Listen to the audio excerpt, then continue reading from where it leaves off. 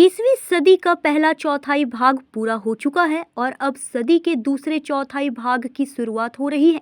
यह चरण विकासशील भारत 2047 के लक्ष्य को हासिल करने के लिए बेहद महत्वपूर्ण माना जा रहा है। आने वाले 25 वर्षों में देश की विकास यात्रा में कई ऐतिहासिक फैसले और योजनाएं सामने आएंगी।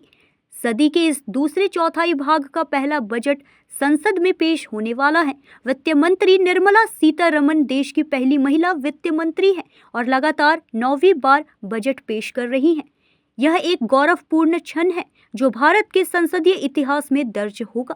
प्रधानमंत्री नरेंद्र मोदी ने बजट सत्र की शुरुआत में कहा कि यह बजट और आने वाला समय विकास, नवाचार और समृद्धि के नए आयाम तय करेगा। उन्होंने यह भी जोर दिया कि देश की प्रगति के लिए अगले 25 सालों का यह चरण निर्णायक साबित होगा। ये बजट सत्र है 21वीं सदी का एक चौथाई हिस्सा बीत चुका है। ये दूसरे चौथाई का प्रारंभ हो रहा है और 2047 विकसित भारत के लक्ष्य को प्राप्त करने के लिए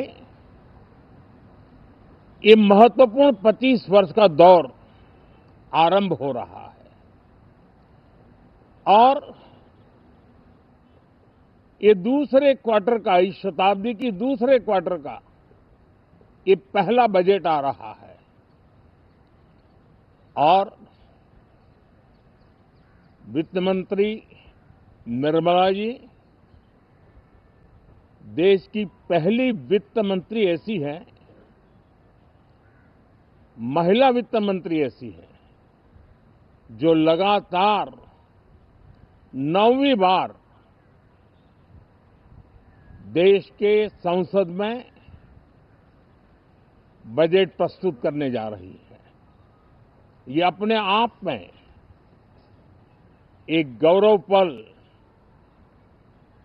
के रूप में भारत के संसदीय इतिहास में रजिस्टर हो रहा है।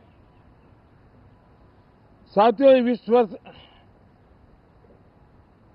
का प्रारंभ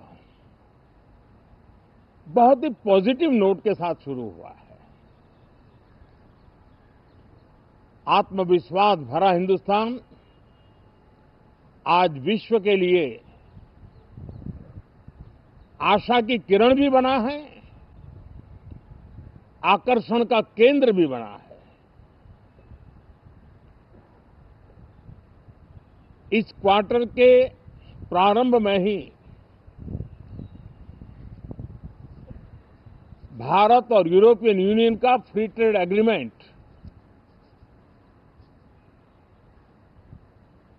आने वाली दिशाएं कितनी उज्जवल है,